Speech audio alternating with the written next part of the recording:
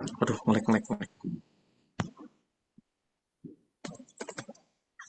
Kelihatan ya, Prof?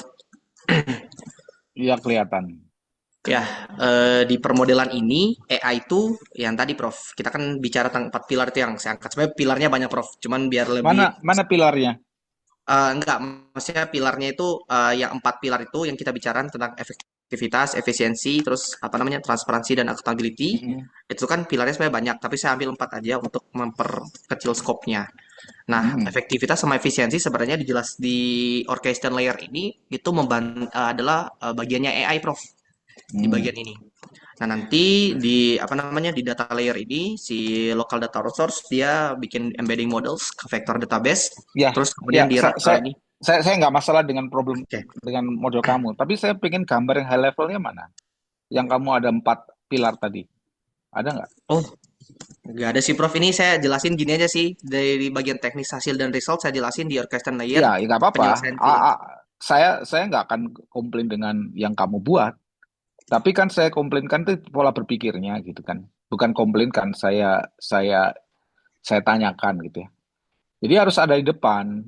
Jadi bagaimana kamu menyelesaikan semua problem itu menjadi empat pilar itu. Dan saya setuju itu empat pilar itu. Dan bagaimana AI dan blockchain itu menyelesaikan empat pilar tadi. Itu kan gitu kan. Kalau ini kan udah Betul. teknikal nih. Jadi kalau pola berpikir, kalau ini level detail lagi. Level detail itu nggak akan pernah salah kalau bukan nggak pernah salah ya. Level detail itu tergantung level di atasnya gitu. Gitu ya. Jadi level di atasnya itu perlu digambarkan juga. Gitu. Kalau ini sih oke aja. Mau datanya kayak gimana segala macem gitu ya. Saya Ya, sih paling oke-oke aja. paling Gitu jelasan ya. detailnya saya jelasin ke bagian hasil dan resultnya di bab 4 gimana Prof itu. Ya Bang, ya bukan. Yang empat itu kan pola pikir. Hasil itu beda lagi. Gimana Prof? Saya masih belum nangkep nih, Prof. Enggak, jadi yang kamu menurunkan, jadi kontribusi kamu itu apa? Nomor satu, kamu bilang public service bisa diselesaikan oleh AI dan blockchain, right? Betul. There are Betul. so many problem of public services. Dan kamu turunkan menjadi empat. Mana itu? Mana itu konsepnya? Mana itu buktinya? Itu kan kontribusi. Jadi nggak bisa tiba-tiba kita langsung bikin detail, kita tiba-tiba bikin hasil. Itu ngebut aja tapi tanpa fundamental yang bagus. Gitu. Jadi yang basicnya mana gitu? Itu paling atas, paling besar, paling granular, paling makro. Nah, kemudian kamu turunkan menjadi lebih granular yaitu data di sini, bagaimana proses kerjanya, dan nanti yang lebih granular lagi adalah hasilnya. Gitu kan? Oke, oke. Coba logikanya dipikirin. Make Iya, sense nggak? saya Ini? lagi Silakan. iya iya, saya lagi mikir nih, Prof. Oke, oke, siap, siap. Jadi harus cepat kalau mikir bareng saya. Quick gitu ya. Ada yang nggak make sense. Coba kamu bayangin kamu masuk langsung kayak gini, people understand nggak dengan gini? Iya, enggak sih, Prof. Enggak, ya saya aja nggak understand, apalagi people, apalagi orang-orang umum, ya, apalagi reviewer. Kan kan artinya kamu autor ya, saya co-author. Jadi saya melihat sebagai gini, kalau kita memberikan suatu hal untuk di review sama orang, kita harus bikin eh, narasi yang pas. Nah, itu adalah problem dari banyak peneliti, tidak bisa membuat narasi yang bagus, yang tepat, ya. Bukan berarti risetnya jelek, tapi risetnya tidak dibarengi dengan storytelling yang bagus. Itu yang terjadi, Ariel. Saya gimana ya? Ya, silakan. Ya, saya mikirnya Prof ke yang di orchestration layer ini karena ini kan bagiannya AI ya, Prof. Di bagian orchestration layer nih. Nah, ini Ya, penyelesaian masalah mengenai efisiensi dan efektivitas. Terus di bagian operation layer ini itu transparansi dan accountability, Prof. Gitu. Nanti ya, itu ya. yang I know, you told me. Tapi orang tahunya dari mana orang? sabar saya mikir loh, Prof.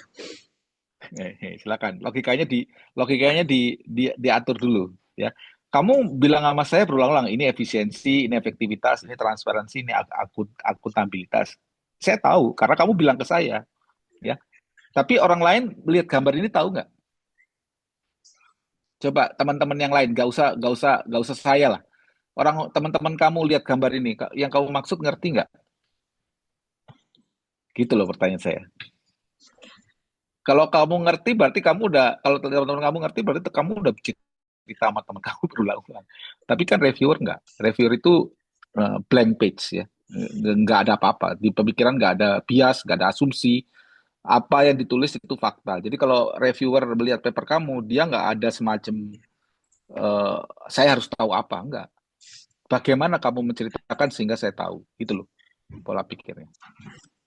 Berarti yang diceritakan ini di bagian papernya ya, Prof. Berarti yang saya tulis. Atau Jadi perlu ada semua saya di paper, ubah? kamu ngerti nggak tadi pertanyaan saya? Mana pola pikir besar kamu?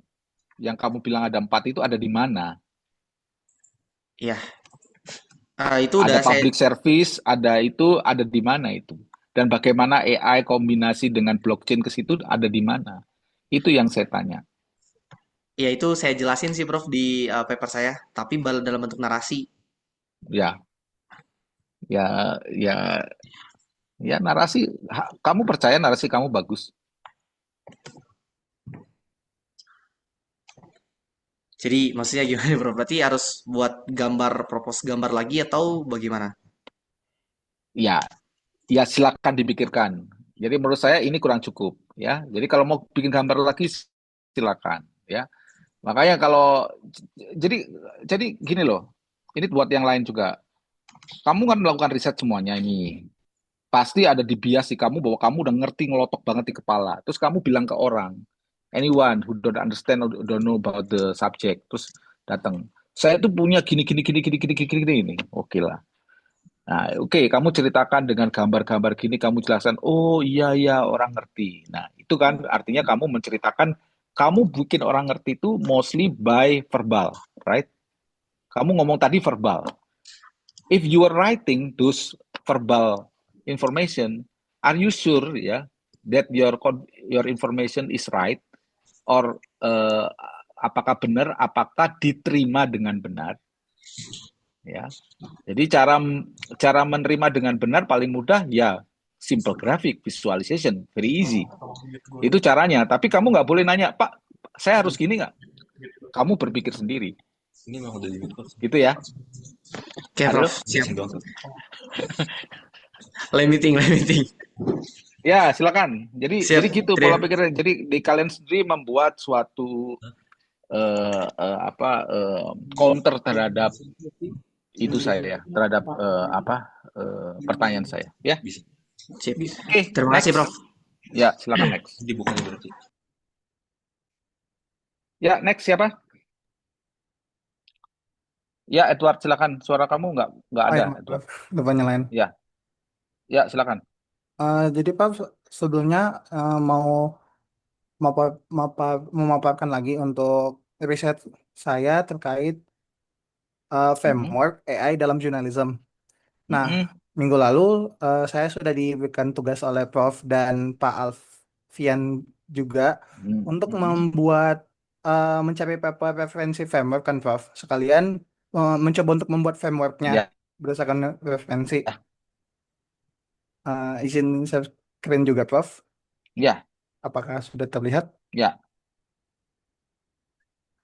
ya, Oke. ya. Sedang, sedang proses. Ya, ini udah. Nah, jadi sebelumnya saya sudah memaparkan juga, Prof, 4 core masalah yang perlu saya selesaikan melalui framework ini. Sesuai dengan kata Prof kan, saya harus membuat framework yang menyelesaikan empat-empatnya, 4 masalah ini, Prof, yang integritas sampai dengan perbedaan kondisi global dan regional. Mm-mm, Nah, mm, saya eh, terus mm-mm, saya sudah membuat dua dua jenis framework, Prof. Yang pertama framework yang ini, yang dimana ini mm-mm. framework generative AI, bukan, maaf, framework AI dalam journalism, tapi dengan konteks general, yang dimana saya ambil Mm, dari paper ini dia udah mengusulkan beberapa poin-poin dalam frameworknya, tapi belum ada visualisasinya kan, ya, Prof. Jadi saya membuatkan sendiri.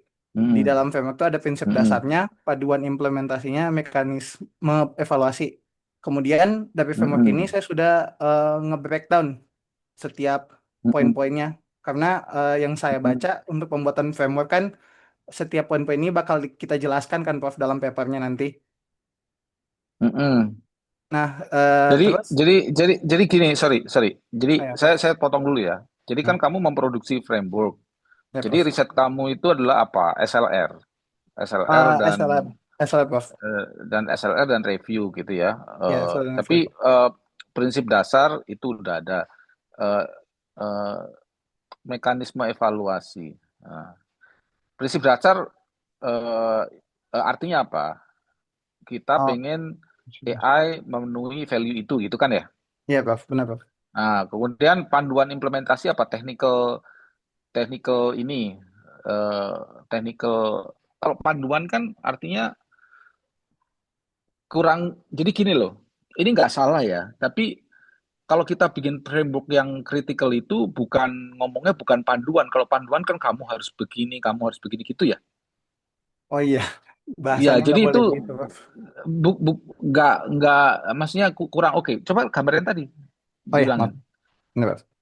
Nah, sekarang jadi sama juga evaluasi itu, mekanisme evaluasi itu cara juga. Jadi kurang bagus. Jadi menurut saya kalau mana adalah faktor atau consideration untuk evaluasi, kamu memberikan semacam argumen evaluasi terus melibatkan A B C D gitu, harus memenuhi faktor A B C D, caranya terserah ya.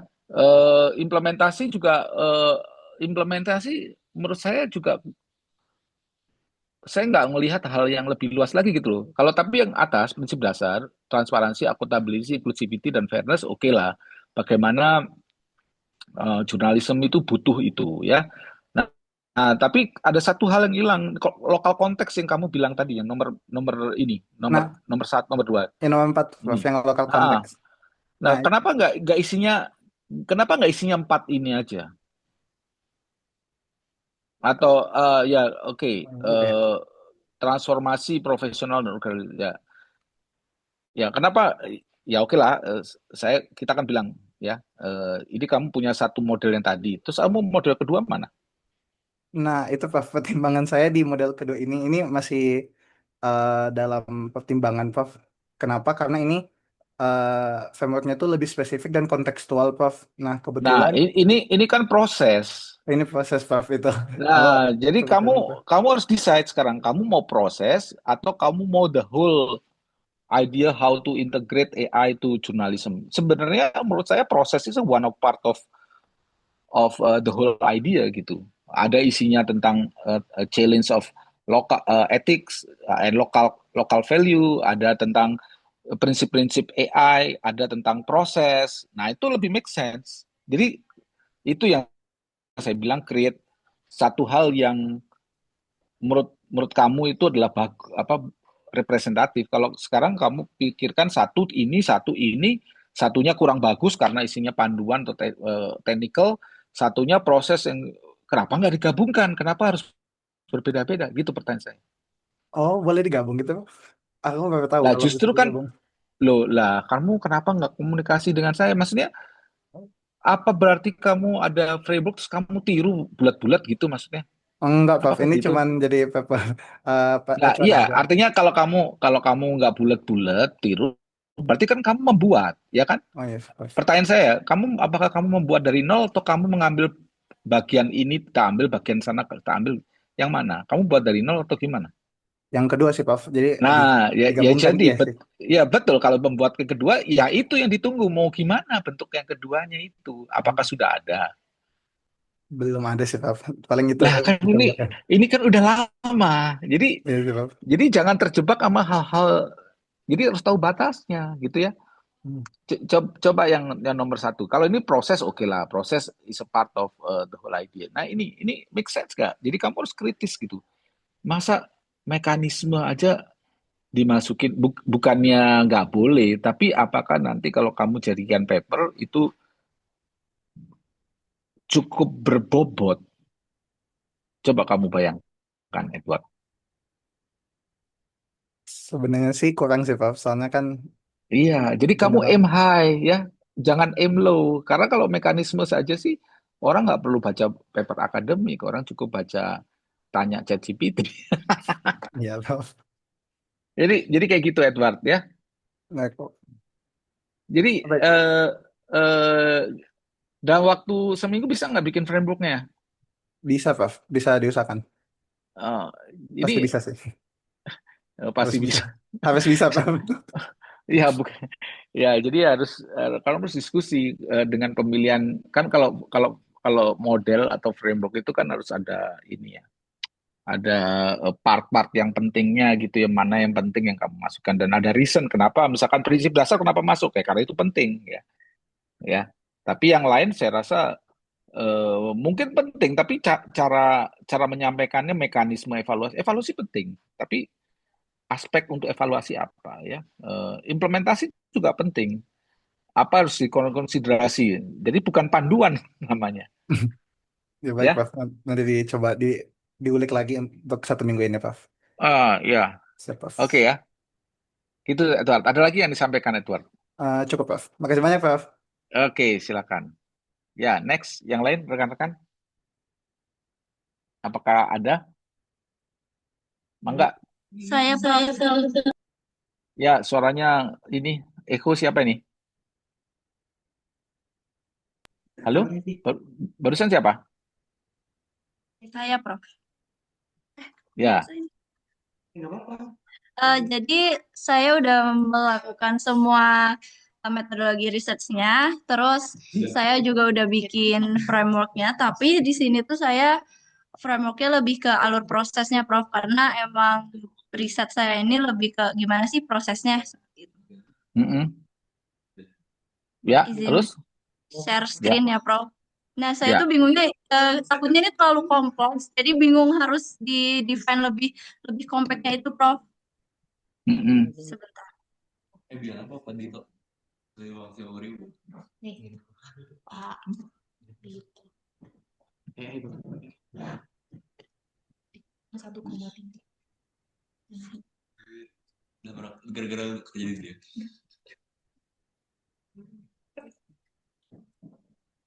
Udah masuk belum?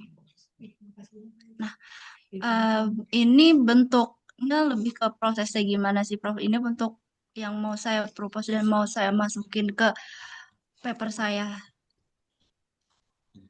Jadi Saya kok emang nggak kelihatan. alur Bisa bisa nggak sih full screen? Itu tuh, yang pojok kanan atas. Pojok kanan atas. sebentar. Ya, sebelah kanan tuh dihilangin aja, di sebelah kanan tuh. Yang ada diagram. Oke. Ya, itu full screen. Sebelah, bukan. Saat sebelahnya. Bentar, Prof. Ya. Oh ya? Ya udah. Kayak gini. Jadi emang Jadi itu bentuknya alur gitu, Prof. Tapi apakah ya berapa ya. pas Sebentar, kompleks sebentar, ini? sebentar. Oh Sebentar. ya, baik. Waduh, nggak kelihatan nih. Start Mangrove Project, IoT, Remote Sensing, Field Sampling, Integrated Data, Authentication, and Encryption. Apalagi di bawahnya itu nggak kelihatan. Quality Assurance. Sebentar saya zoom. Coba ke atas. Metadata. Jadi kamu yang dimasukkan ke dalam blockchain-nya itu apa isinya? Metadata dan apa? Batch. Apa? SID, terus hashnya, terus sama ya hash SID, tuh SID itu unitnya apa? Lahan atau per pohon atau per apa? jadi itu dari semua reportnya gitu, Prof. Report dari si proyeknya. Oh, jadi reportnya bisa 1 hektar, bisa juga 1-2 hektar gitu, beda-beda ya? Ya kayak Oh. berapa banyak gasnya yang masuk, terus luas tanah, pokoknya benar-benar bentuk udah reportannya gitu. Jadi Jadi gini masuk. pertanyaannya, kalau misalkan 1 hektar, berapa banyak butuh sensor? Kan, ya ini pertanyaan saya ya. 1 hektar sama 2 hektar tentu kan beda ya sensornya. Yang di yang di sense, yang diukur itu tanah atau apanya atau yang perlu kamu ya saya nggak tahu ya karena kamu milih mangrove nih. Mangrove itu hitungannya per pohon atau per tanah atau per luas gitu berapa gitu atau IoT-nya itu isinya apa sih? Tanah ya, sensor sensor kelembapan tanah ya, betul ya? Ya, ada kelembapan tanah dan segala macam. Tapi yang itu tuh jadi banyak indikator untuk buat yang diukur. Bisa Nggak dari apa-apa. luas luas tanah, luas berapa banyak pohonnya, terus nanti bakal di-define berapa banyak sisi emisinya yang bisa buat Ya, ya mengurangi gasnya gitu. itu kan kalkulator ya, kalkulator Mm. untuk mengukur emisinya. Dan dari segala macam kalkulator yang ada, kamu udah nyelidiki kalkulator belum? Udah, sudah, Nah, Prof. oke. Sekarang pertanyaannya, untuk mangrove, kalkulatornya gimana best praktisnya? Itu udah ada sendiri, maksudnya udah saya iniin sendiri, Prof. Udah, jadi masukin beberapa data, nanti baru dihitung, nanti baru keluar Ya, seberapa ya banyak. bukan itu. Iya, saya tahu kalkulator kayak gitu. Enggak, maksud saya best praktis mangrove dikalkulate itu based on what? Apakah based on luas tanah? Apakah based on number of mangrove-nya, trees-nya? Apakah apalagi gitu? Apakah yang mana yang dilakukan dihitung itu? Kan kalau macam-macam kan kita bingung standarnya gimana. Untuk mangrove ya. Kalau yang saya temui itu emang harus gabungan gitu, Prof, baru bisa dikalkulat. Iya, berarti luas, jumlah pohon, what else? Berapa Ya banyak? kelembapan tanah, terus ada juga kayak Ah, seberapa dalam si akarnya gitu-gitu, Prof. oke, jadi itu berapa? Itu penting itu Oh, berarti harus penting. kita ini juga ya, berarti harus kita Kan, kan, sebutkan juga ya. kan kamu mangrove, ya kamu harus ngerti mangrove. Jadi secara detail, kita nggak akan nanyain tentang yang lain. Kita hanya fokus ke mangrove gitu, gitu ya. Jadi Oh, bagaimana kalau itu, mengukur mangrove? Nah ini apa namanya workflow untuk mangrove, right? mm-mm. Jadi kalau workflow mangrove, jadi kan ngitung kalkulator itu berbasis berapa variabel, itu kamu harus tahu ya. Oke, dengan sensor-sensor itu artinya kan kita mengambil mangrove-nya, kita integrasi datanya, oke. Terus kita kita cek validitas atau originalitas, kemudian apa namanya canonization itu apa nih? Ngapain tuh? Itu tuh kayak ngerubah data dari data yang mentah, terus kayak di Ya, lebih kayak biar si pre-processing gitu ya. ya di processingnya biar tulisannya tuh Ya, sama nah gitu. oke. Nah oke, masuk ya. Itu semua masuk. Nah sekarang batch-nya per apa? Batch-nya itu per proyek. Ya, misalkan satu proyek itu satu lahan atau satu lahan itu part dari satu proyek atau satu proyek dari banyak lahan atau gimana atau satu lahan itu bisa banyak proyek. Nah, gitu kan. Oh, baik, baik, baik. Oh ya, itu Nah, itu better kan saya itu kan detailkan lagi. nah itu kan kita nggak tahu ya. Kemudian enkripsi. Nah, sekarang pertanyaan saya, apa yang dienkripsi? Dari data yang udah dikumpul dan udah dikanonisasi, Prof. Iya, tadi tadi kan kita belum belum belum dapat informasi detail ya saya. Apa aja data yang diambil kan? Karena itu mau detail kan. Nah, kemudian semua data itu di apa? Dijadikan satu, kemudian dienkripsi kan? Betul Ya, ya? betul. Nah, ada satu hal lagi yang perlu kita awali, kita sepakati di sini adalah unitnya apa? Kan kamu bilangnya unitnya project. Apakah itu make sense? Kenapa nggak unitnya itu luas wilayah? Kenapa nggak 1 hektar misalkan 1 token, let's say misalkan, ya ngerti ya? Baik, paham, paham. Nah, hal-hal seperti itu yang mungkin akan menjadi rujukan ke nextnya seperti apa itu decision di awal, gitu ya. Baik, Prof. Berarti nanti saya detailkan lagi yang di bagian tahap awalnya lagi. Ya, jadi di sini kalau menurut saya ini secara workflow oke-oke aja sih. Cuman kepastian unitnya, unit pengukurannya, terus kan ke bawah nih jadi on chain, oke, jadi on chain, kemudian verification check itu apa? Verification di sebelah mana, Prof? Yang Bentar. nomor yang pink. Oh, itu tuh buat, jadi kan kita udah ngumpulin datanya, terus datanya diubah bentuknya, terus itu sesuai standar yang ada kayak dari Gold Standard, dari Vera, itu disesuaikan apakah data-datanya tuh udah sesuai apa belum gitu. Dari hasil di blockchain-nya gitu kan. Jadi kamu harus balik lagi. Gold standard atau Vera itu ngitung ngitung unitnya apa, Ya, betul. Harus ya kan? jadi saya sebenarnya sudah di-define dari gold standard itu apa, dari Vera itu apa aja. Jadi di sini tuh lebih ke generalisasinya lagi aja gitu Ya, buat ya. verifikasinya. Apakah kita ngikuti gold standard dan Vera? Apakah kita ngikutin atau kita bikin sendiri? Itu saya jadinya kayak bikin lagi sendiri sih Prof, tapi lebih ngikutin dari gold standard gimana, dari Vera gimana, terus di combine jadi ada standar baru.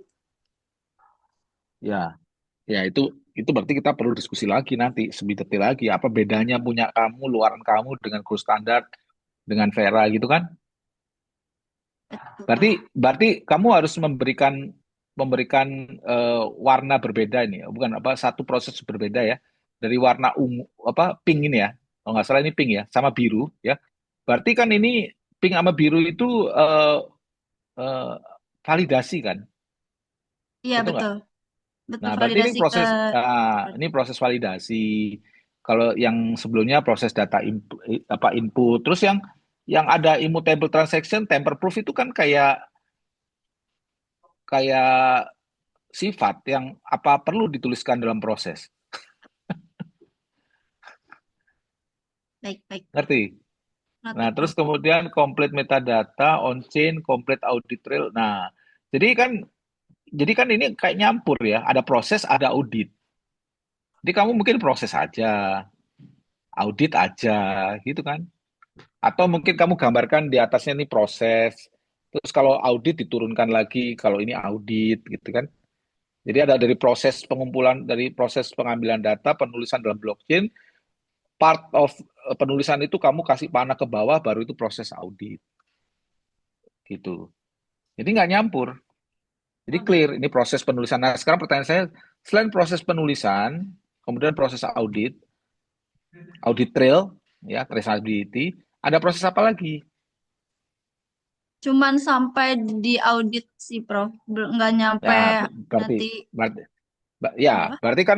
berarti kan kamu punya proses penulisan data ke blockchain, ya, sama proses audit trail, gitu ya. Oke, jadi kamu memastikan MRV-nya kan?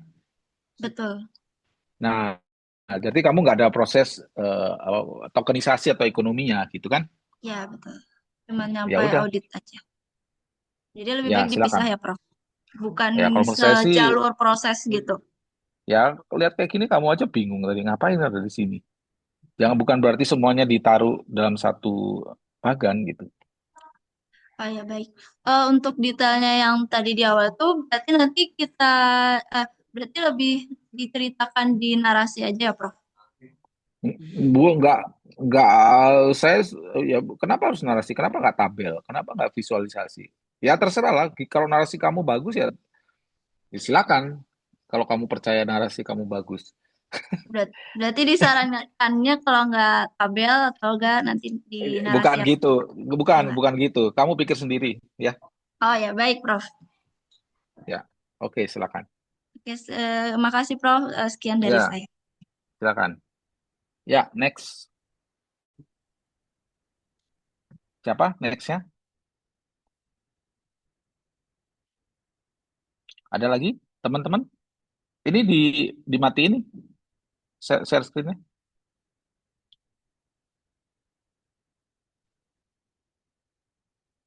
Masih ada yang lain?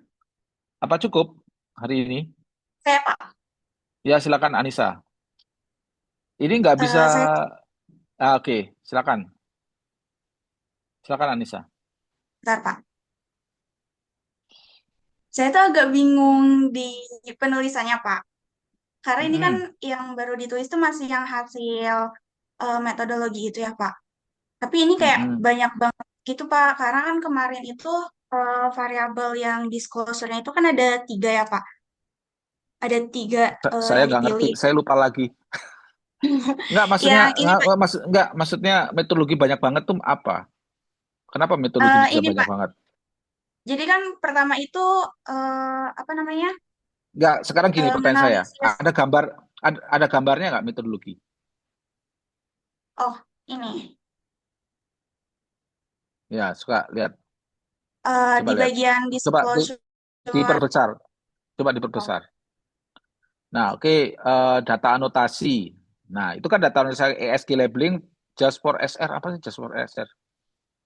jadi yang dianotasi itu cuman dari sustainability report. Jadi kan datanya itu ada sustainability report sama annual report ya, Pak. Nah, buat yang disclosure analysis itu ngambilnya dari SR aja. Sebentar, Makanya yang sebentar, diolah. pelan-pelan, kamu kebut banget. Jadi begini, anotasi, data annotation, tulisannya jangan gitulah, just for SR. Yang benar tulisnya. Ya, jadi jadi kamu harusnya di atas data pre-processing itu adalah kamu di atas itu ngambil only data pre-processing, data collection, sustainability report. Udah kan? Data pre-processing. Jadi kamu nggak usah mikirin yang selain sustainability report kan? Betul ya? Tapi Tapi di bagian performance scoring kan itu pakai annual report juga ya, Pak. Itu kan ada data pre-processingnya juga, Pak. Sebelum ke regex. Iya, maksudnya gimana? Jadi kan datanya itu ada sustainability report sama annual report. Non, Nah, non, ya, untuk ya, jadi proses sustainability report lawannya non sustainability report atau annual report itu termasuk sustainability report. Kedengeran eh, nggak? kalau dilihat dari tiap perusahaan itu ada beda-beda sih, Pak. Ada yang dia ngegabungin keduanya, ada yang dipisah juga. Ya, Jadi jadi penyajiannya, kak, jadi kamu mau membandingkan sustainability report sama annual report, gitu kan? iya, Nah, sekarang annual report itu di dalamnya ada sustainability report. ada yang enggak. Terus Nah, di sekarang kamu membandingkan yang ada apa yang enggak? Saya nanya kamu, bukan nanya kenyataan. Kamu maunya apa? ngebandingin yang enggak ada. Jadi kamu membandingin sustainability report sama laporan yang annual report tanpa sustainability report. Iya. Jadi kalau sorry, saya mau coret-coret di mana nih? Ini kan ya. Jadi kalau kalau ini annual report itu sama dengan SR ditambah sorry, ini tulisannya gede banget nih.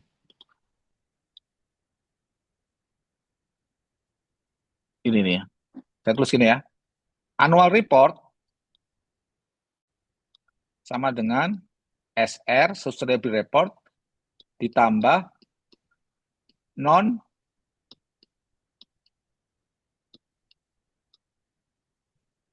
is this correct or non correct? Benar nggak ini? Iya, ada yang kayak gitu, Pak. Nah, enggak, hampir semua annual report kan gitu. Ada yang SR, ada yang non SR. Atau kalau kalau nggak ada SR-nya berarti dia non SR, berarti SR-nya nol kan? Kalau data yang dikumpulin lebih dominan yang non SR aja sih, Pak. Bukan yang Nah, gabungan. dan ya, jadi kamu maunya gabungan apa enggak? Jadi kamu jangan saya nggak nanya datanya. Kamu maunya apa?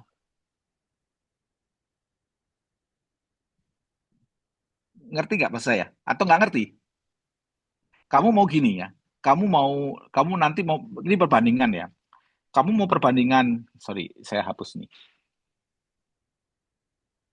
Kamu mau perbandingannya nanti, apakah kamu mau SR dibandingkan dengan AR?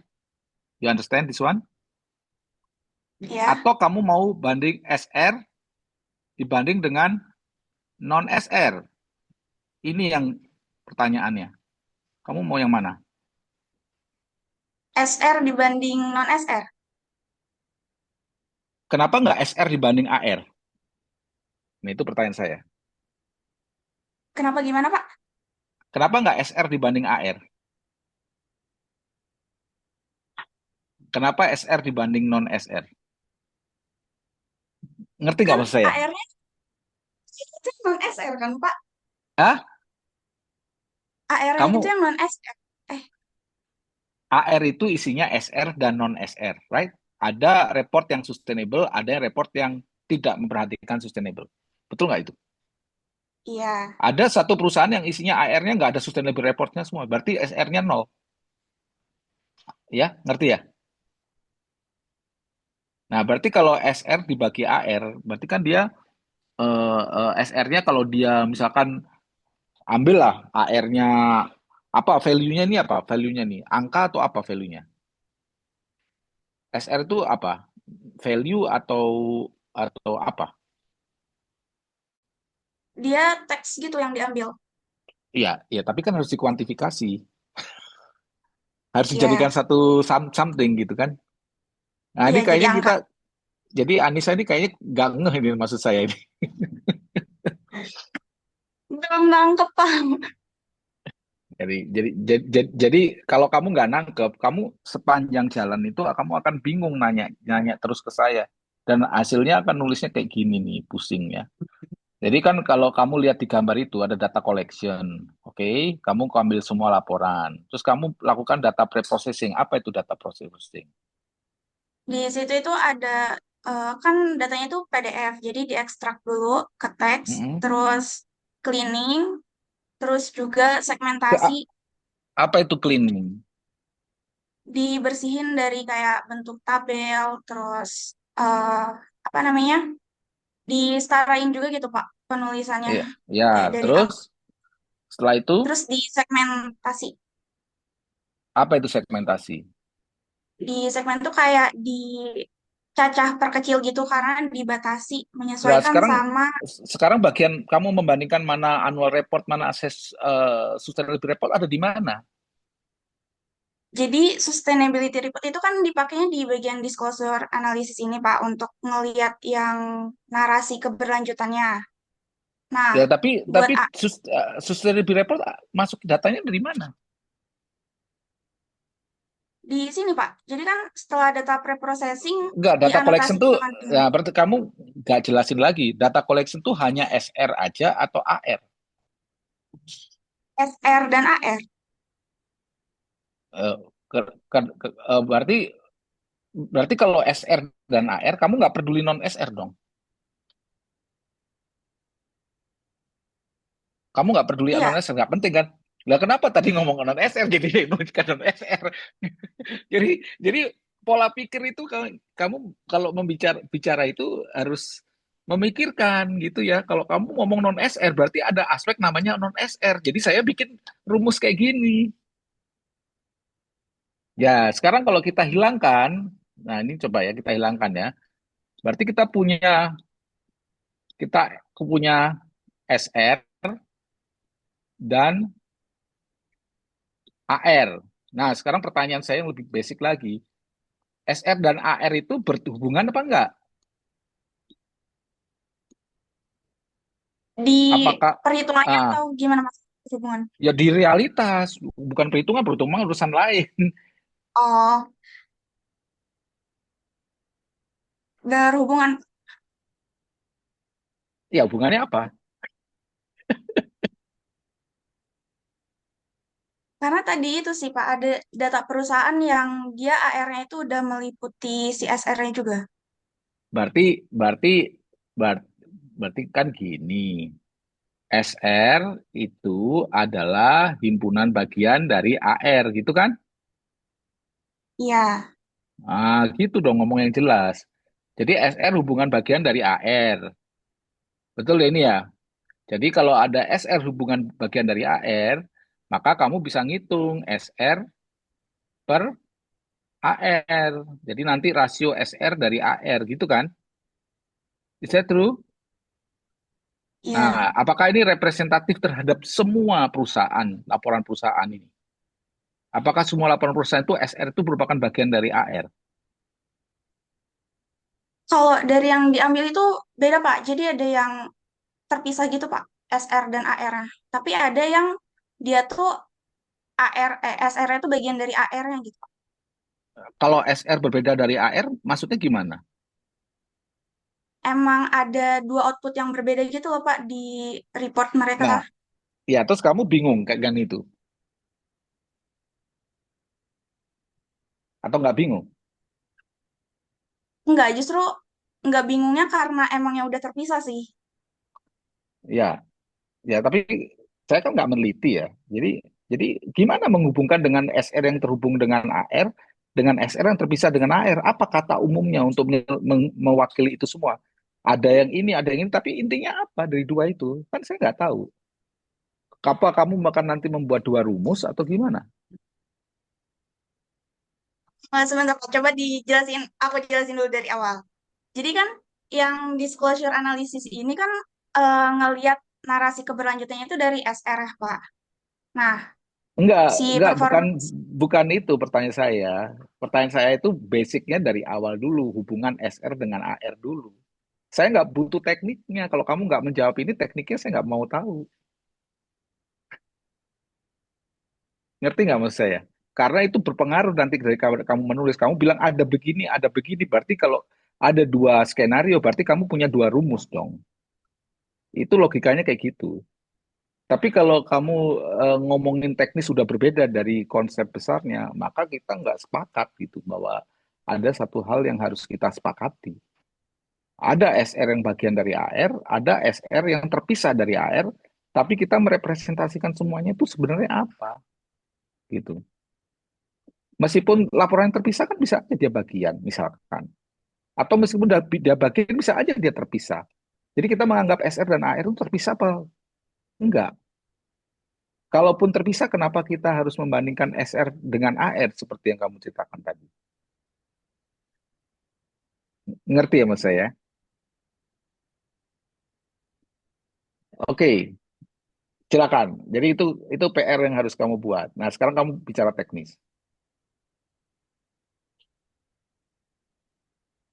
Ya, silakan bicarakan teknisnya.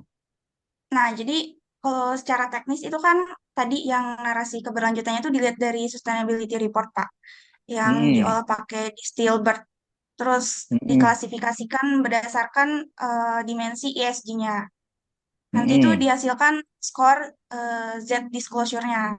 Nah, kemudian hmm, untuk yang performance scoring, jadi kan untuk melihat adanya indikasi greenwashing atau tidak itu kan nanti ujungnya pakai yang di sini Pak tahap per JS calculation. Jadi nilai dari Z disclosure ini dikurangi dengan performance-nya, hasil performance. Nah, untuk performance scoring itu ada dua tahap gitu Pak, dua pendekatan. Pertama itu yang dilihat dari AR tadi, kayak hmm, di reportnya perusahaan itu secara aktualnya tuh gimana gitu Pak, untuk yang hmm, mereka terkait si keberlanjutannya gitu. Nah, satu lagi hmm. itu dibikin scoring semi manual, jadi ngelihat dari kayak artikel atau berita kayak gitu, Pak. Kamu milih yang mana? Gimana? Kamu milih yang mana jadinya? Keduanya, jadi bikin yang hasil dari AR itu kan pakai regex itu. Nah, terus dari Hmm. yang external evidence itu dibikin scoring juga, terus di rata-ratakan antara dua itunya. Ya, technically gitu. Kalau kamu punya dua angka, terus kamu menyimpulkannya gimana? Nyimpulin gimana maksudnya, Pak? Kamu kan punya dua angka. Yang satu dengan regex, yang satu dengan scoring. Terus kamu punya dua Iya. angka. Terus kamu kesimpulannya gimana kalau kamu punya dua angka nanti? Nah, kan nilainya itu sama-sama setara ya karena dihitungnya pakai Z-score itu, Pak. Di Ba- Berarti, scoringnya. iya kan scoring Z-score itu yang sebelah kiri kan? Yang ini kan? Iya, performance juga iya, Pak. Jadi nilainya Ya, tuh terus setara scoringnya. ya kan tadi ada dua nih. Satu regex kan? Iya, Oke, yang kedua apa namanya? ordinal scoring gitu terhadap aspek Ordinal yang ESG. scoring. Iya. Ordinal ya. Nah, itu Kamu punya dua angka kan ini? Nah, terus ya gimana? dihitung min-nya dari setiap aspek. Kenapa Min? Kamu yakin Min itu bagus? Ya, jadi pertanyaannya kalau kamu pasti dengan teknis begini begini begini gitu, itu harus ada reasoningnya gitu. How do you know mean is good? Kenapa mean itu kan menyederhanakan problem ya? Ngerti nggak? Kamu punya banyak angka, kamu jadi rata-rata gitu. Kenapa nggak Iya. variansi? Ya, ya itu belum tentu mean itu salah. Tapi kenapa mean ya? Jadi kan artinya begini, ini dua angka. Jadi pertanyaan saya, kenapa harus keluar dua angka? Apa harus dua ini? Apa nggak bisa satu aja? Ya kamu kan ada alasannya kan, kenapa dua? Kenapa nggak satu aja? Kenapa dua kemudian di rata-rata lebih baik daripada satu atau daripada dua saja? Gitu kan? Ngerti maksud saya? Paham. Ya, jadi overall kalau saya lihat dari metodologi ini metodologinya nggak lengkap. Kamu cerita banyak tapi ceritanya di dalamnya cuma gitu doang. It's impossible gitu. Jadi kamu lebih detail kayak tadi yang dilakukan oleh Devina seperti apa ya. Jadi metodologi ini tidak menggambarkan kekompleksan kamu lakukan. Kamu cerita kan begini Pak ya. How do I know gitu. Saya aja bingung apalagi reviewer nanti maksudnya apa. Gitu Anissa. Any question? Paling terkait si hasilnya nanti tuh Pak. Karena di sini kan yang tadi Z disclosure-nya itu kan ngelihat dari 3 indikator ya Pak. Ada yang dari Mm-mm. rata-rata Enggak, tiga pilar indikator dimensi itu dijadikan satu nilai Z gitu, atau gimana? terpisah. Oke, terpisah. Jadi ada nilai untuk indikator A, B, dan C, tiga nilai kan? Ya Ada. ini ada yang Ya, PRGS sum, segmen, dan imbalance nah, oke, ada tiga ya. terakhir. Nah, Ya. ya, ya itu nilai nilai akhir kan kayak gitu. Ya, terus pertanyaannya, Nah itu kan jadi banyak banget gini ya Pak. Kalau dibahas satu-satu. kenapa harus dibahas Atau satu-satu? bisa satunya aja gitu Pak yang dibahas. Jadi karena duanya tuh eh, apa namanya kayak validasi sebagai validasinya gitu loh Pak. Nah, saya nggak ngerti. Jadi yang Kenapa bikin tiga? nah itu kan awal kalau pas bimbingan minggu lalu karena awalnya itu yang dilihat dari proporsi, tapi itu kan jadinya hasilnya tuh salah gitu ya Pak. Karena kalau dilihat dari proporsi setiap aspek, kayak misalnya proporsi environment gitu narasinya, itu kan kalau dijumlahin hasilnya tuh satu gitu. Jadi kayak kurang sesuai. Nah, ini tuh ada 3 tuh eh, alternatifnya gitu Pak, ngelihat dari sumnya dari rata-rata, dari hasil segmentasi per aspek, dan juga kalau yang imbalance itu ngebandingin antara aspek lingkungan dengan sosial dan governance-nya. Nah, pas terakhir bimbingan itu kan kata Bapak ditanya apakah setara atau enggak gitu ya. Nah, kalau dilihat dari hasil perhitungan nunjukin korelasinya tuh antara segmentasi dan imbalance-nya itu tuh tinggi gitu, Pak. Ya, Jadi, oke.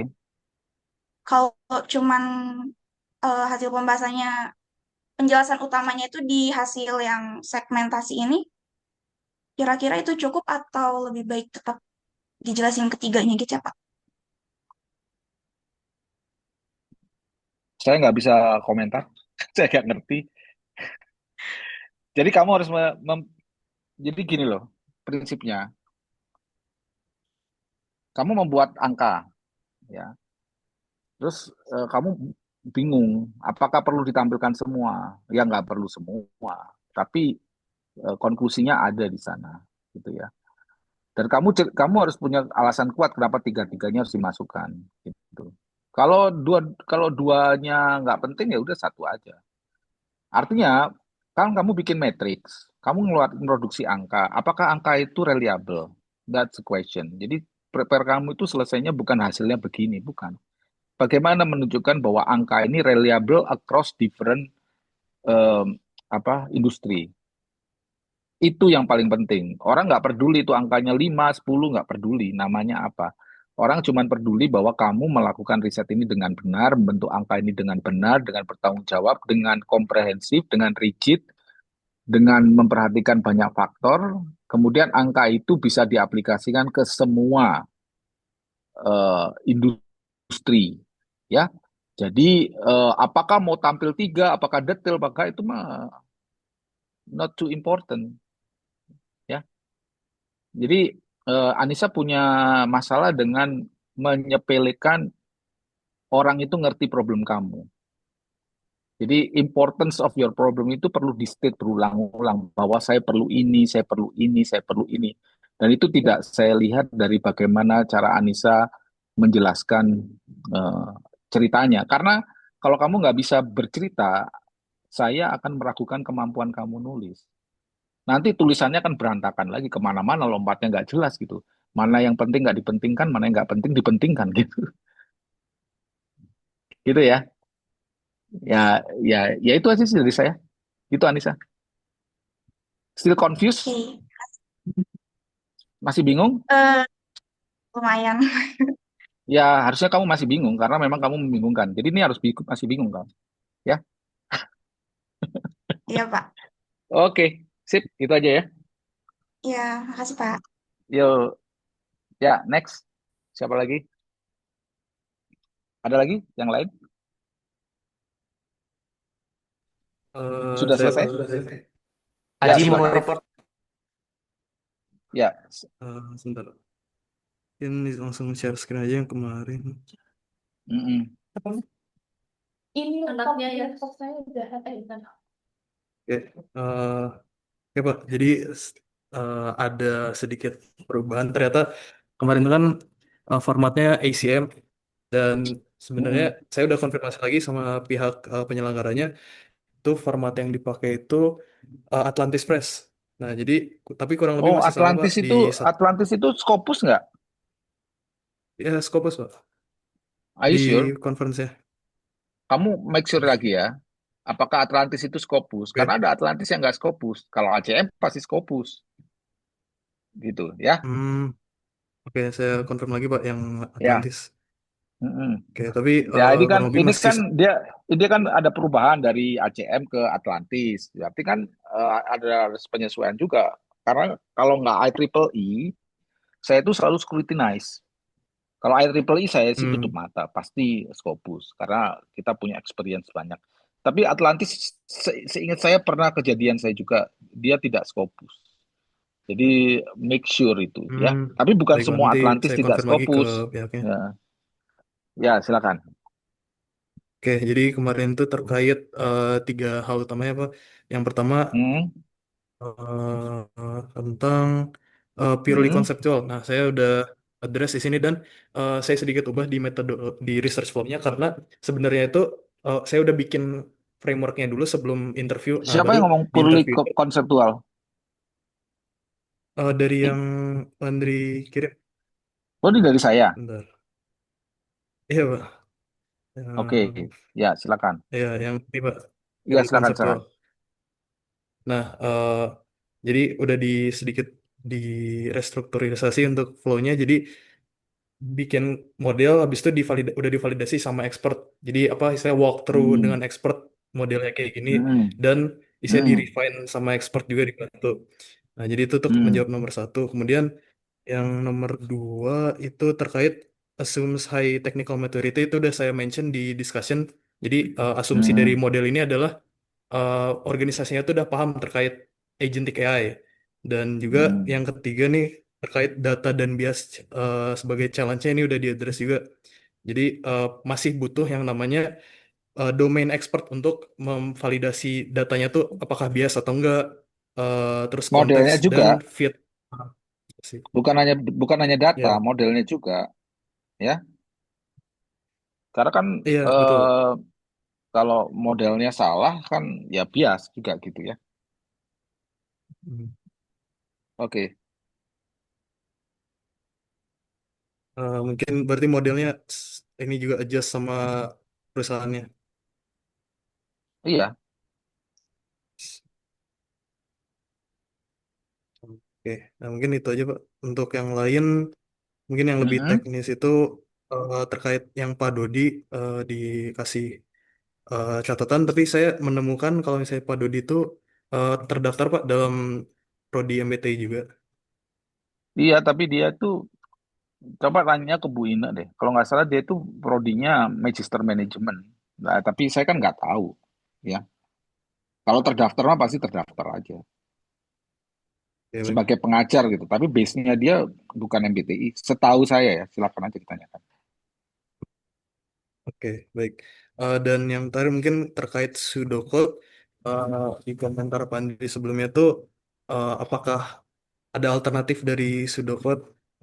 Dan sebenarnya saya juga izin bertanya Pak, kalau misalnya seandainya pseudocode-nya di remove, apakah bisa Pak, jadi fokus pada dua model ini aja, yang deskriptif sama Ya, proses, jadi, karena jad- eh, mengi- ya silakan, silakan. oh ya, karena template Atlantis Press dan ACM juga itu muatnya lebih dikit kalau dibandingkan dengan IEEE untuk 6 halamannya. Ya, kalau saya bilang kalau pseudocode itu kan technical ya. Jadi exactly how it works. Sedangkan kamu kan strategik besar itu. Jadi pseudocode bisa diganti dengan pagan juga gitu ya. Ya, eh, ya pertanyaan saya bukan masalah ini di-remove atau tidak. Apakah informasi di pseudocode yang kamu punya itu penting untuk menguatkan studi kamu? Jangan-jangan kamu cuma menghayal doang di awang-awang. Kali itu mah semua orang busa. Tapi kamu nggak ngerti teknisnya, nggak ngerti how to do-nya.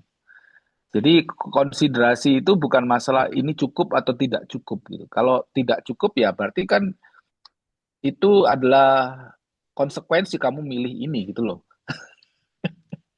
Oke, baik Pak. Ngerti, Tapi ngerti nggak? eh, ya, jadi saya sendiri juga ngerasa kalau misalnya seandainya mau ada pseudocode juga itu harus dibuat untuk kedua model ini, untuk yang model proses dan model deskriptif.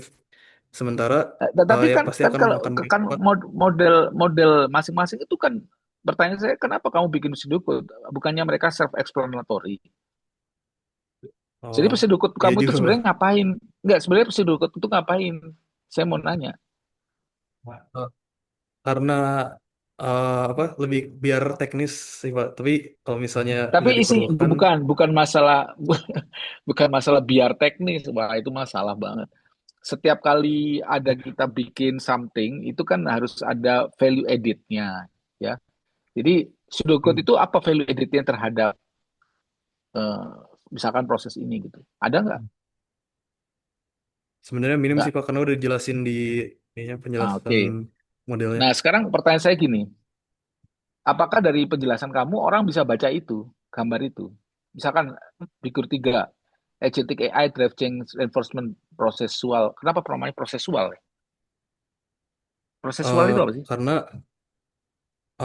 ini menggunakan 3 tahap prosesnya, mulai dari persepsi, reasoning, sama eksekusi yang looping kembali. Tulisan loopingnya ada di mana? Oh, ini Pak, melalui adaptive feedback loop. Terus saya jelasin kalau ini apa prosesnya berkelanjutan. Nah, Jadi pertanyaan saya gini, balik lagi ke kalau looping itu ya, looping itu kan harus ada yang keluar, ada yang masuk, ada yang keluar, right? ya, Pak. Betul nggak? Tapi itu semua, Ya, kamu Pak. lihat, feedback loop itu semuanya masuk itu, nggak ada yang keluar dari situ. Eh, ini Pak, keluarnya di sini ini dua arah. Atau mungkin panahnya harusnya di sini ya, dua Ya, arah nih. ya, mas saya bertanya saya itu, ini self-explanatory nggak? How do I know kalau titik-titik itu dua panah itu bolak-balik? Ngerti nggak mas saya? Ya Pak, di mungkin lebih diperjelas ya dalam diagramnya. Ya, kalau kalau self explanatory ya berarti kamu nggak perlu jelasin bahwa ini dua arah. Kalau saya ngelihatnya itu mah nggak self explanatory kan, karena kan ya, karena semuanya masuk itu panahnya, nggak ada yang keluar dari situ. Nah, Oke ya. oke, baik Pak. Nah terus kalau baca ini dari Oke, mana mungkin bacanya? itu Pak. Gambar model 3 Maaf itu Pak, bacanya tadi dari mana? Arahnya dari mana bacanya? modul ini. Ya semuanya model model itu bacanya dari mana asalnya? Oh. Dimulai dari mana? Ya, kalau model dari data, kemudian Ba- ini tuh Bagaimana untuk saya tahu menjelaskan bagaimana saya tahu mulainya dari data? di sini Pak, mulai dari perception layer. Bukan, bukan. Itu kan berarti tekstual. Kalau Hmm. self-explanatory itu dari gambarnya aja saya udah tahu mulainya dari data. Oh, berarti ditambahkan istilahnya startnya gitu di Ya terserah kamu dalam. ngapain. Jadi kamu kan Ya, ya. membuat model, tapi kan model itu bukan berarti dari start. Kalau start itu adalah workflow. Model itu tidak dari start, ya. Tapi kita tahu bahwa dimulainya itu dari sisi mana, ya. Dimulai dari sisi mana. Nah, itu yang Hmm. jadi eh, antara layoutnya yang kurang tepat. Misalkan data source-nya kenapa nempel ke bawah gitu? Apa alasannya? Emang ada alasan khusus ditempelkan ke bawah gitu? Data source yang di atas Pak. Heeh. Oh, yang ini, yang ini. Oh ya, betul Pak. Mungkin bisa dari atas lebih jelas. Ya, ya, ya. Coba, coba Oke, kamu criticize your own work ya. Itu maksud saya oke, gitu. baik Jadi Pak. ke teman-teman yang lain, jangan jangan puas terhadap apa yang dibuat, selalu dikritisize ya, gitu ya. Oke, baik Pak. Oke, dari saya gitu. Oke, oke. Oke. Ya, nanti saya tinggal konfirmasi untuk yang Scopusnya ya Pak. Mm, Itu. Oke, baik Pak. Nanti oke, mungkin saya kirim final draftnya hari ini ya. silakan. Yang Makasih lain Pak. ada lagi? Apakah cukup ataukah masih ada yang ingin diskusi? Mangga, teman-teman. Bagus sedikit Mungkin ya tadi yang diskusi. Ya, silakan. satu pertanyaan simpel aja, karena kamu Nah, kebetulan ada kesempatan bertanya. Kan ya harus. saya itu Aditya diam dulu. Bertanya itu gimana, Prof? selalu ada kesempatan, nggak ada kesempatan. Kamu mau Ya bisa baik, bertanya Prof. sama saya kapan aja. Problemnya kok malah kalau karena Oh saya ya, ada kesempatan bertanya, bertanya mah takutnya Prof harus. terlalu sibuk malah mengganggu Prof gitu. Takutnya. Bukan, jangan beranggapan begitu. Saya akan selalu siap ditanyain, tapi kamu siap nggak dikritik? Itu pertanyaan saya. Ya. Oke, Jadi baik, baik. semua yang nanya saya akan saya kritik habis-habisan. Kalau tidak Aduh. tepat, kalau udah tepat ya saya puji, habis-habisan juga saya pujinya. Gitu. Itu aja. Siap, Ya, Prof. ya Kan kebetulan silakan. dalam metodologi saya itu saya cari-cari dari semua paper itu kan interview ya, Prof. Interview terhadap Mm-mm, expert kepada expert. Nah, mm-mm, mm. kebetulan eh, jurnal saya kan terkait SAF yang di Indonesia Sebetulnya itu, maaf Prof, di mute. Bagaimana, Prof? ya sengaja saya mute. Ya, sekarang udah. Silakan. Oke, baik. Em, kan terkait SAF yang produksi di Indonesia yang bisa diwawancara itu hanya Pertamina. Mm-mm. Saya bisa usahakan untuk Scopus, tapi untuk proceeding dengan waktu yang mepet, saya rasa tidak memungkinkan, Prof. Itu bagaimana ya, Prof, solusinya, Prof? Lalu yang kedua, interview kan Mm-mm. kebetulan certification saya itu terhadap international certification dari Corsia ya, Prof. Nah, itu Mm-mm. kemungkinan saya tidak bisa melakukan interview dengan pihak Corsia gitu, Prof. Itu ada saran atau solusi dari Prof nggak ya? Nah, itu pertanyaan saya. Pada saat kita memilih studi, pikirkan itu harusnya di depan. Bukan karena pengen ini, pengen itu. That's my kritik gitu. Ya kalau kamu Hmm, nggak bisa wawancara, saya nggak bisa bantu. Orang saya kenal juga nggak gitu ya. oke, Jadi baik. Eh, pemilihan pemilihan subjek itu harus disesuaikan dengan kemampuan kita. baik. Ya itu Kemarin aja pesan saya. mungkin saya sedikit memberikan Hah? tanggapan juga. Kemarin saya bertanya dengan Tedila, kebetulan ada meet dengan Brep. Mm-mm. Dia Ah, menyatakan kalau untuk yang Pertamina diusahakan bisa, tapi untuk yang Corsia kalau memang tidak bisa dimasukkan di recommendation untuk ini ya, apakah bisa seperti itu, Prof, atau harus, Prof, untuk interview? kurang kuat ya kalau studi ya. Kalau kalau kamu mau studinya handal, ya kan Dila normatif ya kalau menurut saya. Jadi kalau kamu mau pegangan, Dila juga membantu, tapi dia kapasitasnya kan normatif ya. Kalau saya realistik gitu ya. Apa yang kamu hadapi, Ya Pertamina kamu bisa cari siapa Pertamina. Mungkin ada kenalan siapa, tanya Pertamina. Tapi kan selain Pertamina kan banyak juga yang lain ya, yang similar dengan Pertamina, yang mungkin regulator misalkan SKK Migas atau apa gitu ya. Nah, tapi anyway, pertanyaan saya satu lagi, wawancara itu kan ya, salah satu dari proses validasi. Proses yang lain validasi itu bisa juga dari sumber berita, dari yang lain gitu ya. Nah, tapi memang wawancara itu yang paling talk chair karena kita langsung dapat. Jadi pertanyaan kamu bisa nggak saya dari berita? Ya bisa aja, tapi apakah ini kuat untuk jurnal? Ya untuk proceeding mungkin kuat ya, tapi untuk jurnal saya rasa tidak ya karena kan Oke. ya gitu. Ya, Untuk that's yang Pertamina itu gimana, bro? hah? Kenapa? Kalau untuk Pertamina mungkin masih bisa saya usahakan cari-cari kenalan Ya, dan kunci gitu untuk Pertamina. Tapi kalau ya. Corsia kan internasional itu apakah lewat mail, email aja atau bagaimana ya, bro?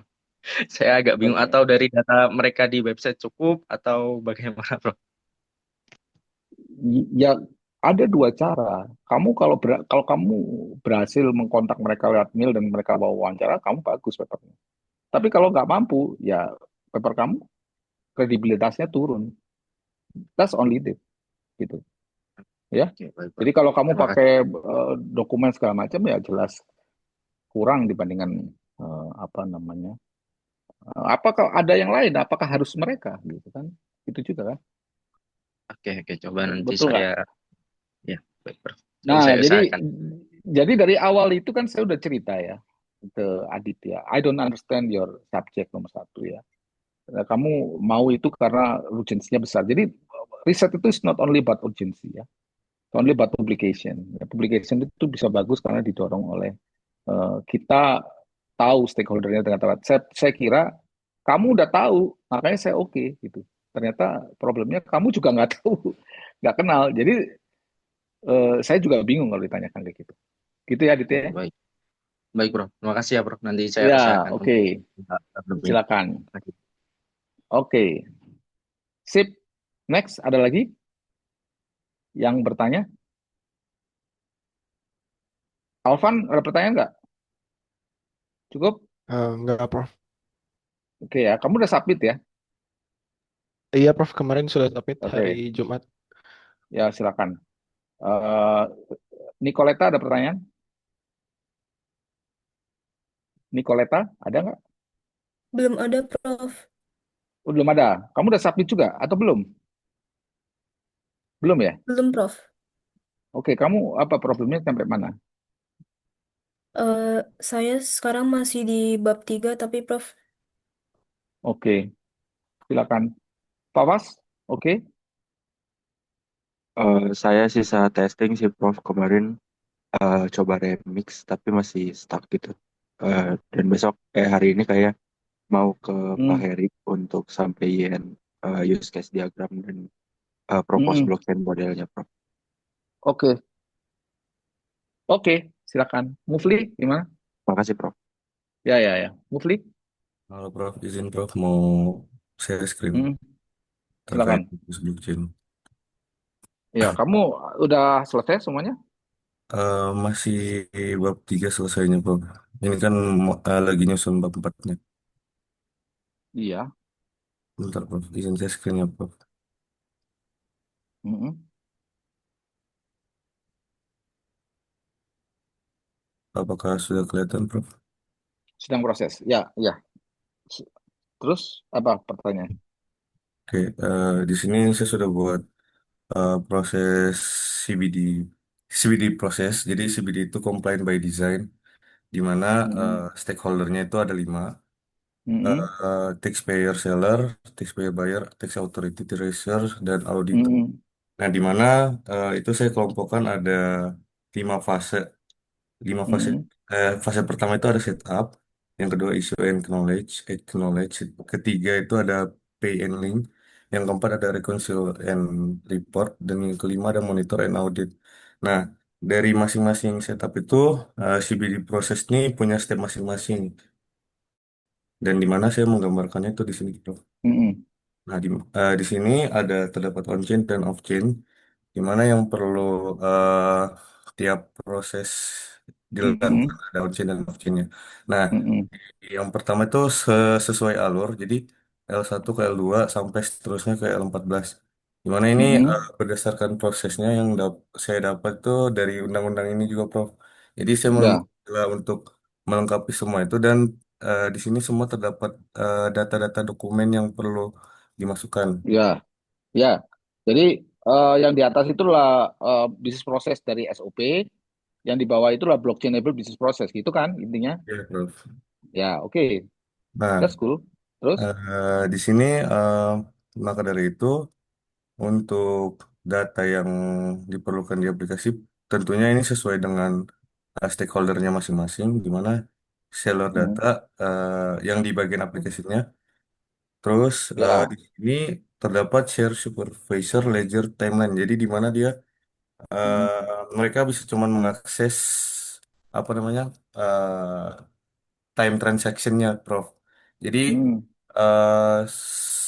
kayak blockchain itu cuman ngelihat time transactionnya doang.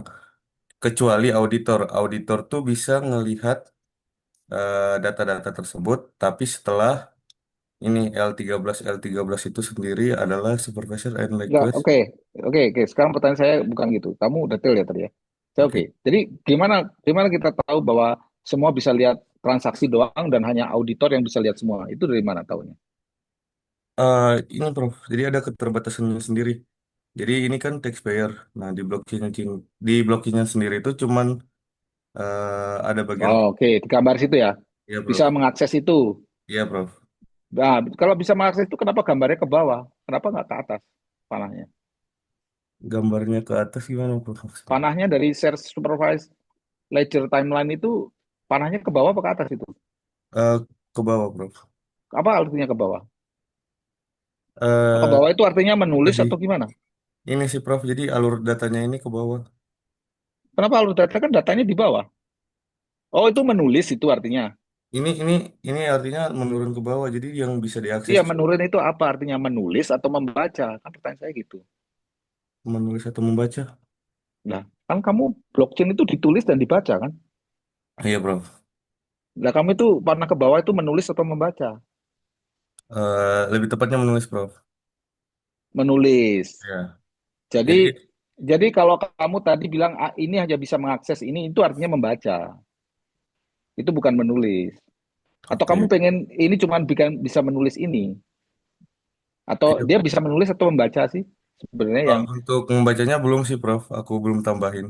Jadi dia cuma jadi menulis. cuma bisa nulis semua. Jadi ini Ya. proses nulis semua. Ya karena Oke. soalnya kalau aku masih ini sih Prof. Jadi kendalanya di sini tuh terkait membacanya. Nah, sedangkan di undang-undang kan itu data tuh privasi banget. Jadi Apa eh, hubungannya, Pak? Apa hubungannya sama undang-undang? Kamu punya masalah dengan membaca undang-undang privasi banget, maksudnya gimana? enggak sih Prof, khususnya karena kan ini stakeholdernya punya masing-masing. Nah, itu nggak bisa Iya. disebarluaskan buat data-datanya kan, nggak bisa di-read doang, ya kan? Jadi Enggak, pertanyaan saya itu begini, emang dia akan menyebarluaskan?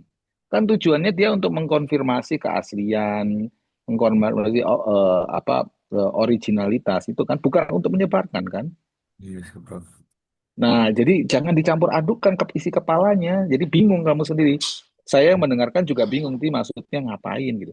Kalau dari Oh, sini ini oke saya, oke. Jadi pertanyaannya, kamu tadi cerita, ini hanya bisa menulis ini hanya bisa menulis ini. Ya itu masuk akal, karena setiap orang nggak bisa menulis semua. Kamu si A, bagian A hanya bisa menulis ini. Si B, bagian B hanya bisa menulis ini. Itu masuk akal kan? Betul kan? Dan iya di Prof. dalam undang-undang pasti gitu, ini adalah hak departemen ini adalah hak departemen itu. Oke. Nah, Iya Prof. pertanyaan saya kan tadi selanjutnya kan kita butuh membaca, bukan Hmm, hanya menulis, ya. iya. Ya, pertanyaan kamu yang kamu campur adukkan tadi adalah masalah ini hanya bisa diakses, itu artinya dibaca. Oke. Jadi kamu mencampur adukan menulis dan membaca. Hmm, Kalau membaca hanya bisa ini, hanya bisa itu, ya nggak masalah, tinggal diatur aja oke. user right-nya gitu kan, itu Oke. nggak masalah besar. Berarti mungkin aku rinciin ininya Prof, yang buat membacanya yang mana, yang buat menulisnya yang mana. Iya, jadi biar tahu kalau dari panah ini kan kelihatan menulis ya. Terus ada panah atas bawah itu apa? Setup. ada panah atas bawah itu artinya apa? Yang mana, Bro? Misalkan ini ada setup terus di bawahnya ada panah atas bawah.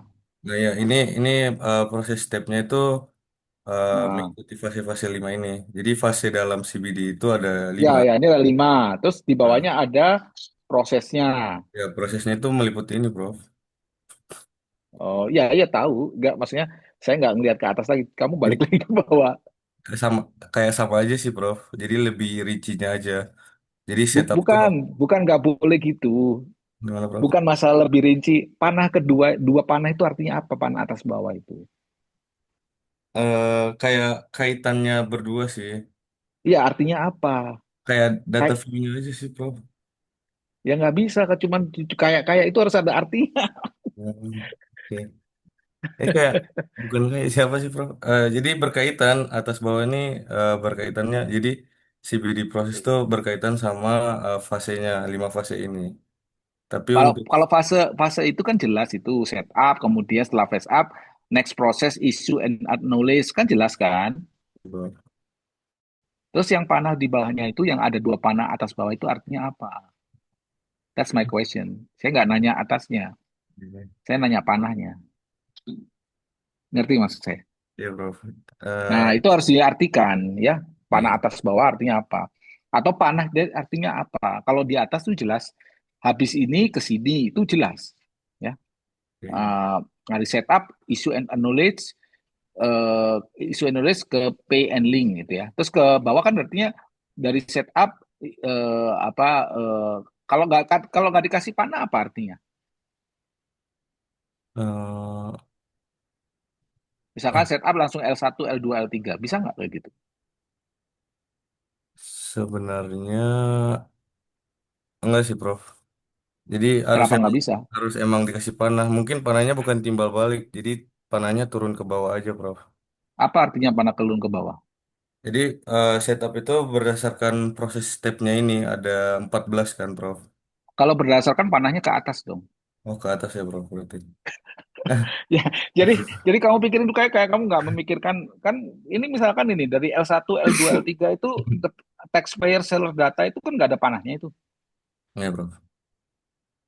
Itu ada hubungannya nggak L1, L2, L3 dengan taxpayer seller data? Ada hubungannya nggak? Oh, nggak ada, Prof. Kenapa tempatnya lurus-lurus gini? Nggak ada Lurus, hubungannya nih, nggak ada hubungannya sama sekali nih. nggak ada. Taxpayer bayar data, tax authority data nggak ada hubungannya. Nggak ada, Prof. Jadi yang berhubungan Oke. itu cuma stakeholder sama application ke bawah. Nah, untuk CBD proses sama fase ini, Hmm. yang fase sama step ini berhubungan, Prof. Gitu. Ya, oke. Jadi tolong diceritakan panahnya dua ini maksudnya apa? Oke, Prof. Ya, Itu paling revisinya, Prof. Dan ya, oke. saya mau buat use case-nya juga, Prof. Nanti. Ya, So far sejauh ini progresnya sih, Prof. ya, Dan silakan ya. buat ini sih, Prof, ada lagi satu terkait proceeding. Bentar, Hmm. Prof. Eh, buat conference, sorry. Hmm. Jadi kan kalau kata Pak Heri, kata Pak Heri itu nggak boleh bersamaan kayak nggak ya apa ya kayak nggak boleh bersamaan daftar conference-nya. Jadi kayak maksimal 4 orang lah dalam satu conference. Karena kemungkinan Hmm. nggak diterimanya itu sangat besar gitu kan kalau terlalu banyak Hmm. bimbingannya. Nah, Hmm. makanya Pak Heri menyarankan untuk cari conference yang lain. Nah, untuk Hmm. conference yang lain itu saya sudah dapat. Saya izin share screen lagi ya, Prof. Ya nggak usah di searching nggak apa-apa. Apa? Kapan? Lebih tepatnya ini sih, Prof, buat nge-make sure template proceedingnya takutnya beda sama IEEE. Lah, emang kamu IEEE bukan? Eh Kalau yang di list conference rep itu IEEE semua nggak, Prof? Loh, yang nggak tahu saya. Mana Soalnya saya kalau aku tahu. lihat ini, Prof, sorry, Prof. Kamu nanya hal Makanya izin nggak share screen dulu, Prof. bukan itu tuh you explain by yourself, nggak perlu ditanyain ke saya. Harusnya decide gitu loh. Belajar saya mau ini. Contohnya begini. Tadi pagi yang diterima itu Farel dan Anya itu cuma dua. Kenapa kita worry dengan empat? Emang ada yang empat yang lain? Gitu loh maksud saya. Jadi jangan worry ke hal-hal yang nggak perlu di-worry-kan gitu. Oh ya, Gitu Prof. ya. Saya cuman bilang gini aja kayak misalkan Aji, benar nggak ini Scopus? Kamu yakin? Kamu tanyain. Kalau IEEE ya semuanya Scopus. Kalau kamu nggak tahu ini IEEE apa bukan ya kamu lihat di alamat websitenya dia IEEE bukan kan gitu gampang ya. Nggak perlu Oh, nanya ke saya kan? oh ya, Prof. Oke. Siap, Prof. Ya, oke. Siap, Prof. Ada pertanyaan lagi? Sejauh itu udah sih, Prof. Udah aja. Ya, Oke ya. makasih ya, Prof. Oke, ya silakan. Ya, Rafli ada pertanyaan? Sejauh ini belum sih Prof, lah masih yang dari masukan Prof kemarin lagi saya coba bikin juga. Oke, semangat ya. Iya Oke Prof. ya. Sarafina, gimana Sarafina? Udah submit kemarin, Pak. Udah submit ya. Oke. Oke, kemudian udah ada lagi? Udah ada lagi nggak? Silvi tadi udah. Silvi gimana? Iya, Prof. Jadi kemarin tuh kan saya udah nunjukin model formulasinya sama Prof buat buat Mm-mm. explore lagi ada di improve apa enggak. Nah, paling yang mau saya tanyain tuh terkait model Mm-mm. evaluationnya itu, Prof. Kalau misalnya di Mm-mm. papernya Kak Aufa yang proceeding itu kan dia kemarin tuh scoring kredit tuh. Tapi Mm-mm. untuk evaluasinya dia pakai machine learning classification gitu, Prof. Jadi nentuin Oh, model mana yang dipakai. bukan. Dia menguji model scoringnya Oh iya pakai benar, Prof. pakai apa ya namanya akurasi segala macam kan. Tapi kan ada juga yang evaluasinya itu pengguna, ya benar nggak ini bagus, benar nggak misalkan Anissa itu nilainya segini, sementara misalkan Aji dinilainya segini, gitu kan? Hmm, makanya itu Prof, saya mempertimbangkan kayak apakah evaluasinya juga pakai classification atau gimana. Soal kalau misal credit scoring di classification, menurut saya emang masuk akal karena emang outputnya layak atau tidak layak. Cuman kalau greenwashing itu kan kita nggak bisa semerta-semerta bilang kayak perusahaan A Hmm. greenwashing, perusahaan B tidak gitu kan Prof. Jadi beberapa Oh, yang ya ya direkomendasikan ya itu ya saya nanya, kamu kamu kamu modelnya satu ya, scoring atau ya dan tidak? eh scoring Prof. Jadi kamu ada suatu nilai 0 sampai 100 untuk men-score apa Indikasi suatu greenwashingnya itu. indikasi. Jadi kalau 100 indikasi greenwashingnya besar, kalau Iya 0 Prof. kecil gitu kan. Iya Prof. Berarti kan kalau itu sih nggak perlu, itu kan bukan klasifikasi, itu scoring ya. Scoring Mm-mm. itu kan most likely regression ya.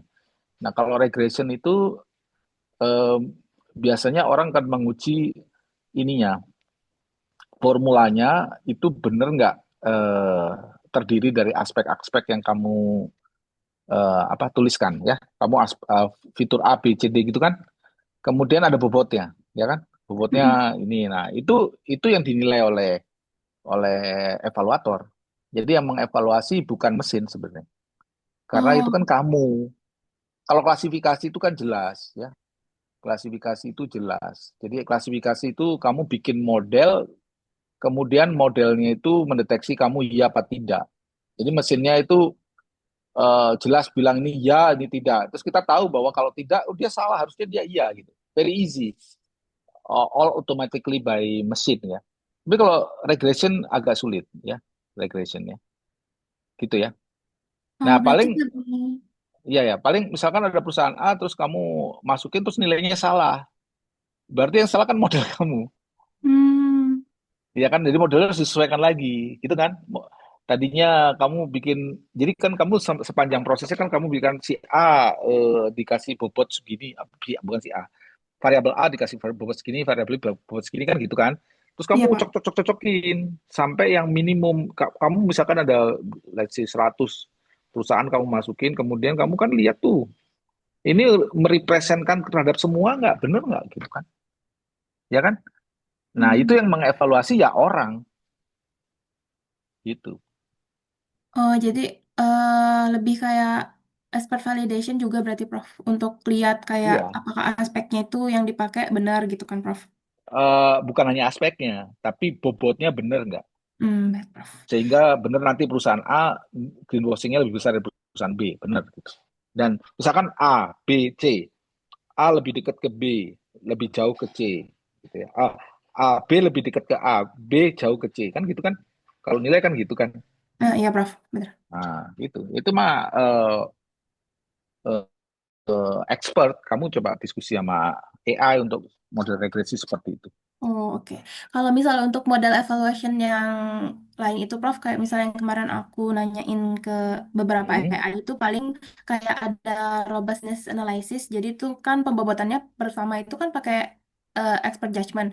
Terus dibandingin sama pembobotan yang lain gitu, Prof. Jadi misalnya pakai equal atau entropy. Itu pertama robustness. Nah, Terus berarti yang kamu kedua, pakai model lain. Kamu harus create model lain dulu untuk robustness. oh, jadi nggak bisa model yang Nggak sama ya, bisa Prof? kan entropi dan siapa tadi namanya? Eh, equal kan Equal. berarti kamu create model entropi dan equal something else.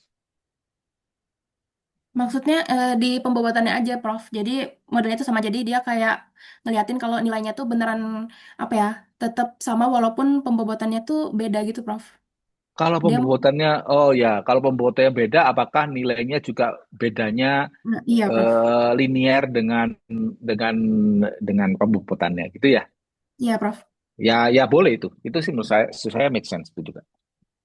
Oh, terus kalau misalnya kayak konsistensi analisis itu kan kemarin karena kita tuh agak mempertimbangkan yang dari banyaknya klaim itu dikompensasi jadi satu angka doang gitu kan, Prof. Jadi di evaluationnya itu ditambahkan konsistensi analisis. Nah, ini tuh kayak nyari variance gitu deh, Prof, sebenarnya. Kayak ngelihat persebaran nilainya tuh sebenarnya kayak gimana buat lihat Kok variance asli.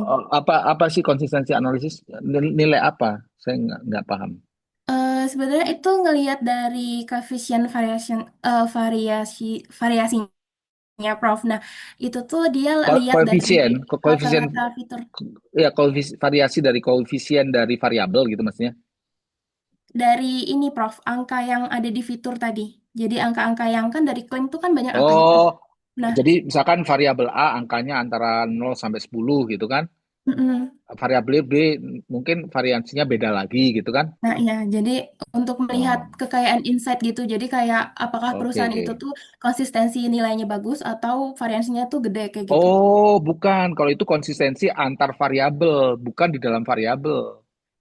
Jadi kalau misalkan A dia bagus, ya variabel A dia bagus, apakah variabel B, C, D, E itu semua bagus, gitu kan? Bukan di dalam Iya, A, nilainya A itu nilainya kan A itu nilainya banyak nih variabel A gitu ya. Ada yang iya, nilainya Prof. kecil, ada yang nilainya besar gitu. Itu yang disebut variansi. Variansi dari suatu variabel. Tapi kalau kita sebut variansi across variable means that apakah kalau si perusahaan A ini di variabel satu, variabel 2, variabel 3, variabel 4 dan seterusnya itu dia bagus juga gitu loh Mas. Jadi itu Oh, dua hal I yang see. berbeda. Jadi yang mana gitu. Jadi, coba kamu cek. Konsistensi itu melihat across variable, how perusahaan A perform across variable, ataukah di dalam variabel sendiri itu ada variansinya yang besar. Kalau variansinya besar, mungkin juga itu enggak variabelnya itu enggak robust. Jadi misalkan kamu ngitung gitu ya, kamu pakai alat alat alat meteran gitu ya, something kayak meteran. Terus kamu ngukur tinggi manusia. Kadang-kadang dapat pendek banget 90 atau 80, 50, kadang-kadang dapat 2 meter kan. Ini Nah, manusianya ya. nggak apa-apa. Tapi kenapa ukuran saya kadang-kadang pendek, kadang-kadang tinggi? Berarti yang salah itu alat ukurnya. Karena terlalu terlalu besar variansinya gitu. Tapi kalau kamu ngukur oh nilai manusia tingginya antara misalkan 160 sampai 180 gitu. Ya, oke. Berarti itu robust gitu ya. Jadi Oh, oke. dua hal itu kamu detailkan yang mana. Paling gitu aja, Prof. Ya, oke ya. Makasih. Oke, ada lagi nggak teman-teman? Lulu ada yang ingin tanyakan? Nah, Lulu tadi ini lagi ada acara ya. Oke, berarti sudah ya. Aji, udah ya. Ada lagi yang tanyakin nggak Aji? Aji dan Ariel, cukup ya? Ya udah, kalau cukup saya tutup ya untuk minggu ini ya. Semangat semua untuk risetnya ya. Yang sudah selesai Untuk proceeding silakan kebut untuk ini ya, untuk jurnal ya. Terima kasih. Nanti kalau ada apa-apa silakan Japri kalau untuk ada pertanyaan ya. Saya tutup semuanya. Selamat siang dan sampai next-nya. Oke, mari semua ya. Terima Ya, kasih. Baik, terima kasih selamat siang. Prof. Terima kasih, Prof. Oh, Prof. mangga.